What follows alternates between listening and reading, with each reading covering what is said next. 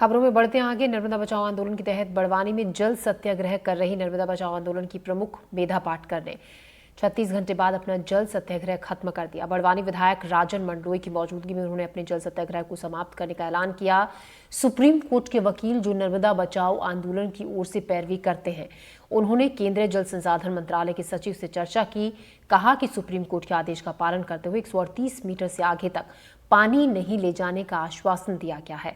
साथ ही पुनर्वास का कार्य भी जारी रखा जाएगा, जिसके बाद मेधा पाटकर ने अपना जल सत्याग्रह समाप्त किया।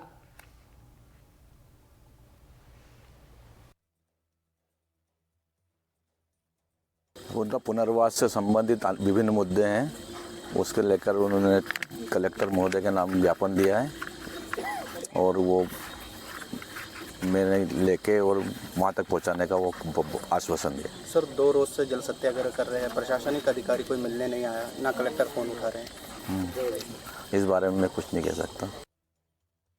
आज दीदी को एनसी और उधर से उच्च स्तर से जो आश्वासन मिला है कि पिछली बार जैसी डूब नहीं आएगी, तो उसके कारण और बहुत से जो हमारे बड़वानी के कार्यकर्ता थे वे सभी लोग चाहते थे कि ये सत्याग्रह समाप्त हो और दीदी को सब लोगों ने निवेदन किया, तो दीदी ने सत्याग्रह आज समाप्त किया और स्थगित किया है। उन्होंने चेताया है कि आगे कोई ऐसी चीज़ हुई तो और आंदोलन खड़ा रहेगा। जल है तो जीवन है।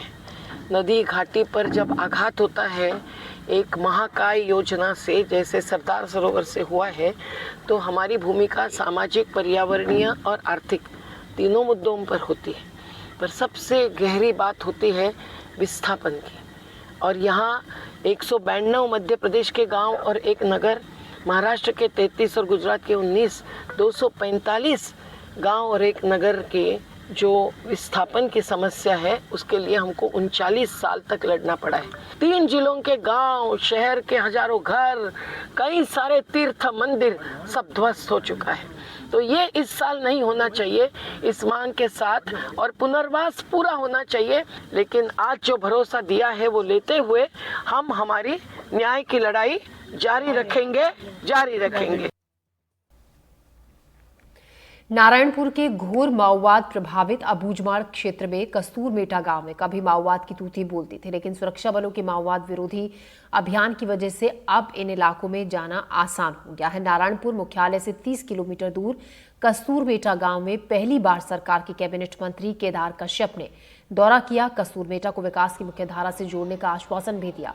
किसी मंत्री के पहली बार इस गांव में पहुंचने पर यहां के लोगों में अब विकास की उम्मीद जगी है। केदार कश्यप अन्नप्राशन और गोद भराई कार्यक्रम में पहुंचे थे। इस दौरान महिलाओं से मुलाकात की, महतारी वंदन योजना से मिलने वाले लाभ की जानकारी भी ली। बाद में शिविर में आए ग्रामीणों की समस्या सुनकर जल्द ही उन्हें सुलझाने का समाधान भी दिया गया। बस सेवा यहां जल्द ही शुरू की जाएगी, ये भी आश्वासन दिया गया। नव स्थापित पुलिस कैंप में सुरक्षा बल के जवानों से मिलकर उनका मनोबल भी बढ़ाया गया।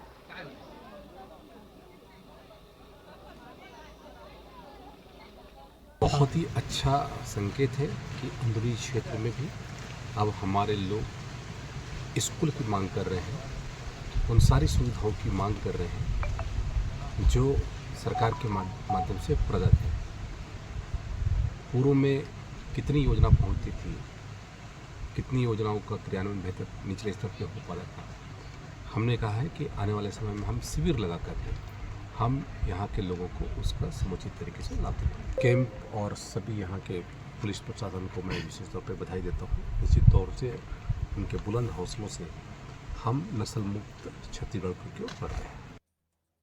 सत्ता परिवर्तन के बाद से ही लगातार सरकार के द्वारा नक्सलवाद के खिलाफ जो है दोहरी रणनीति के तहत कार्य किया जा रहा है। जहां एक तरफ सरकार लगातार शांति वार्ता की पहल कर रही है और नक्सल संगठन से जुड़े लोगों से ये अपील कर रही है कि सरकार उनसे बात करने के लिए तैयार है, वे आए और अपनी मांगे या अपनी बातें जो है सरकार के समक्ष रख सकते हैं। इसके लिए सरकार ने ऑनलाइन जो है वो एक पोर्टल भी बनाया है जिसके चलते लोग अगर अगर नक्सल संगठन से जुड़ी समस्याओं से संबंधित अगर किसी प्रकार का सुझाव है या संगठन से जुड़े लोग अगर किसी प्रकार की बात अपने सरकार के समक्ष रखना चाहते हैं तो उसके लिए पहल की गई है। वहीं दूसरी तरफ बड़े ऑपरेशन जो हैं वो नक्सल विरोधी अभियान चलाए जा रहे हैं।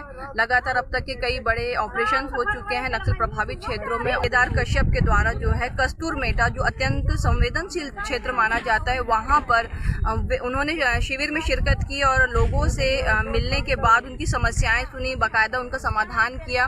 कैसा लगा पहली बार मंत्री जी को देखकर? अच्छा लगी इसका, कभी नहीं उतरे रही अबूझमाड़ में आई के बासर दे ताने अच्छा लगी इसका आई इसका है। अच्छा, अभी बस सुविधा शुरू होने वाला है, कैसा आप लोगों को आने जाने में सुविधा होगा? क्या कहना चाहेंगे? फिर हो ही खाए बस में आना जाना सुविधा हो ही। कैसा लगा पहली बार मंत्री जी को देखे? मंत्री जी को देखें तो अच्छा लगी मैडम, लेकिन क्या है हमारे एक शब्द मंत्री से बताया भूल जाए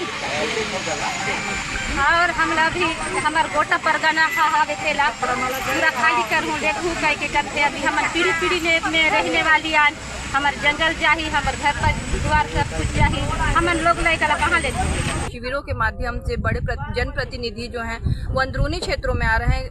इसका निश्चित ही आने वाले समय में बहुत बेहतर असर जो है वो देखा जा सकता है। NDTV के लिए नारायणपुर से अलशाबरी नाच कुरैशी।